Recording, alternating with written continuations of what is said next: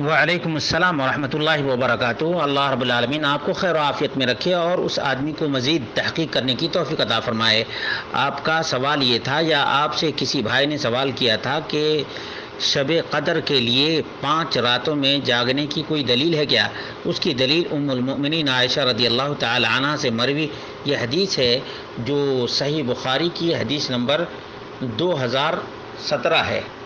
اس میں ہے کہ نبی اکرم صلی اللہ علیہ وسلم نے فرمایا تحروا لیلۃ القدر فی الوتر من العشر الاواخر من رمضان، کہ رمضان کے آخری عشرے میں طاق راتوں میں شب قدر کو تلاش کرو۔ یہ صحیح بخاری کی حدیث ہے۔ اس سے پتہ چلتا ہے کہ 5 راتوں کا اہتمام کرنا چاہیے جو وطر یعنی 21، 23، 25، 27 اور 29 ہوتی ہیں۔ اسی طرح سے دیگر روایات ہیں جن سے بھی پتہ چلتا ہے کہ طاق راتوں میں شب قدر کو تلاش کرنا چاہیے۔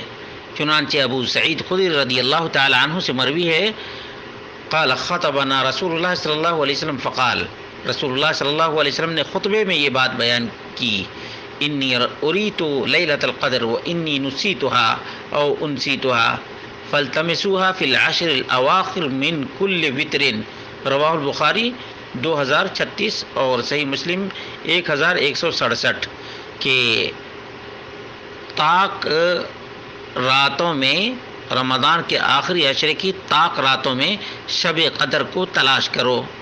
یہ کافی دلیلیں ہیں صحیح بخاری اور مسلم کی اور دیگر کتب احادیث کی، بہت سی احادیث ہیں جن سے پتہ چلتا ہے کہ طاق راتوں میں ہمیں شب قدر تلاش کرنا چاہیے۔